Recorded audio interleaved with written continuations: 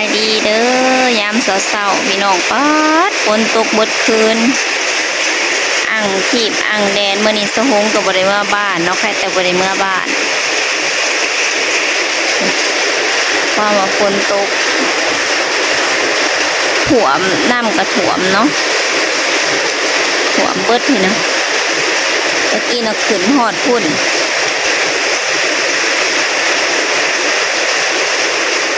ขึ้นหอดพุ่นเลยมันลดลงน้ำลิ้นตั้งแต่หัวค่ำถึงเท้าปานนี่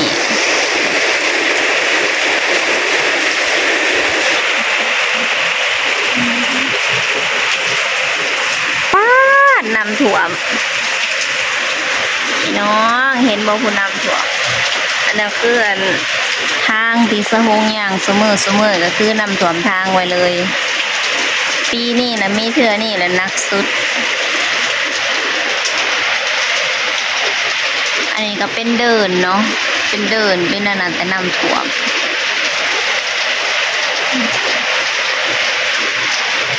อันนี้ทางลงตลาดมันสิเป็น3 แยกไปพุ่นแล้วก็มีทางมาพี่แล้วก็มีทางลงตลาดข้างๆกำแพงมันสิมีทางเนาะแล้วสิลงได้แบบนี้นำไหลละเลยป้าตกเนี่ยอันนั้นนะคือนำไหลเนาะนำไหลแห้งตกกระตกเขามุกเข้าใจจนถ่วมที่ถ่วมแดน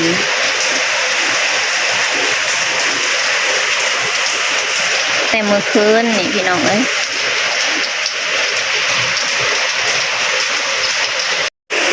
สิพาไปเบิ่งน้ำมันน้ำท่วม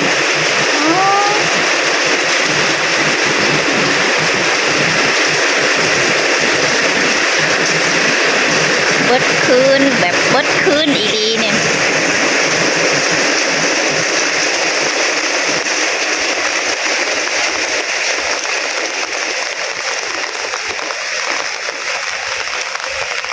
หญ้ากะฝนตกดูลายจนงามเนาะ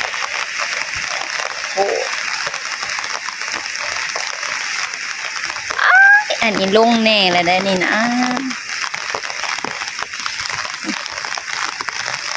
ทางนั้นลาดปลาก็ถือว่าถ่วมแห้งเนาะจังว่าถ่วมแบบคักอลีอลอ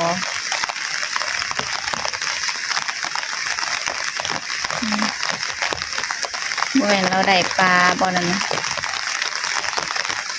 คือขุมาใส่คักในนี่นะมันเป็นห้องเป็นห้องเป็นคลองน้ำแต่ว่า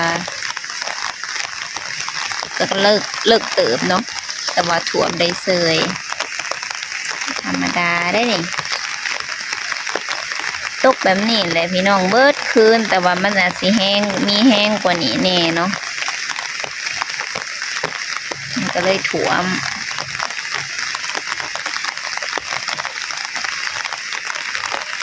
ท่านี้ก็ขุดคลองท่านี้มันสูงแต่ว่ามันสูงเนี่ยแล้วมันบริถ่วมมันไหลลงมาผีเบิด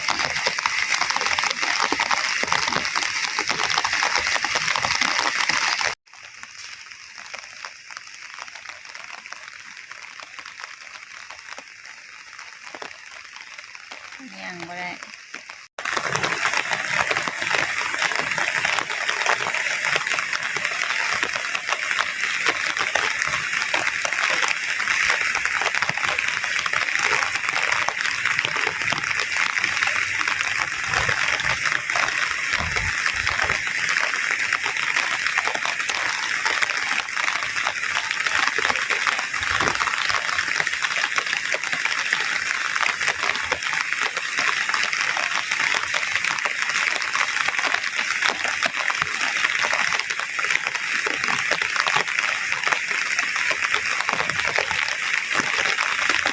มาได้ตลอดเมื่อนี้ก็คือสิเบิดมื้อหั่นแหละเพราะว่าตกเป็น80-90%เนาะ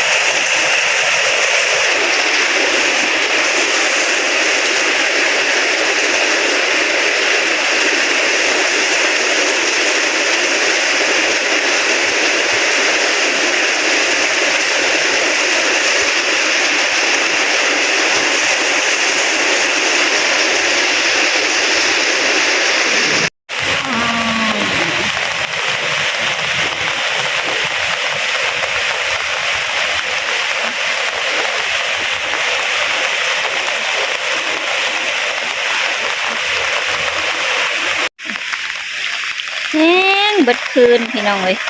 ไปลงตลาดบัดนี้ก็ได้ทางลงตลาดก็ใครแน่อยู่เพราะว่าฝนตกแห้งเนาะคันพวกตกแบบครึ่งๆกลางๆก็เสียนเปื้อนคือว่าหั่นแหละ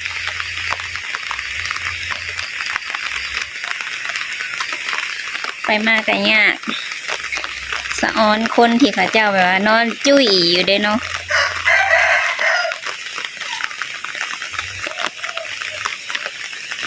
เฮานี่ฝนตกฟ้าออกแดดแม่งอยู่กะได้อันมาแล้วนะพี่น้องตอนนี้น้ำกระลดแล้วเหลือแต่เปื้อนพี่น้องแข่งฝนลงตลาดโอ้ทางไปยากเลยหน่อยหนึ่งแต่ก็ไปได้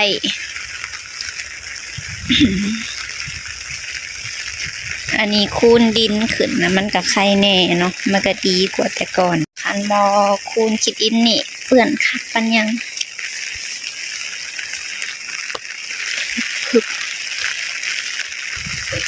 ใครแต่ตลาดกับบริไกลปันใดจักสิบทางใดเลือกทางใดก็ พลาดเตือนแถวนี้แหละ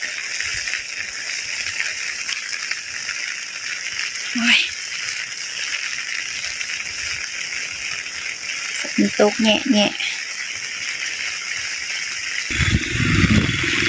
ตกลินน้ำขังไปมากันย่าอันนี้และบ่เปื้อนปันไดตะเก่านี่เปื้อนคักแถวนี้ก็ได้โอ้กล้องก็สิสั้นๆแน่เด้อพี่น้องเด้อเพราะว่าสะโพงกันย่างมาลุกตุกติกตกคุมน้ำกล้องก็เววุเววาดอยู่ ทางเขาขายซีนสดๆเลยพี่น้องขายซีนสดๆโอ้งามซีนเลยมาจ้ามาต่อบันนี้ก็สิเป็นพิธีการเปิดห้านเนาะหลังจากที่เปิดห้านแล้วเอาประตูขึ้นแล้วก็สิมาอันเปิดตู้โอ้ อย่าตื่นนะแม่ค่ะเด้อพี่น้องเด้อตอนนี้ก็ยังหนาสุดอยู่เนาะอันนี้ก็เป็นพิธีอันเปิดห้านเนาะก็สิเป็นตู้แบบนี้เลยแล้วก็มีเฮ็ดฟ้าเฮ็ดหยังมันใส่คักแน่เนาะเวลาเราเปิดเราปิดมันก็สิง่ายกว่าแบบว่าเอาผ้ามาปกแล้วก็มัดเนาะหลังจากเปิดตู้ที่ที่1แล้วก็มาเปิดตู้ที่2เนาะก็คล้ายๆอันเดียวกันเลยเนาะห้านก็ห้านสะโพงน่ะสิมีเตียงที่ว่าเฮ็ดเป็นตู้แบบนี้นะตู้โต๊ะใส่เครื่องแบบนี้นะประมาณ3โต๊ะเนาะ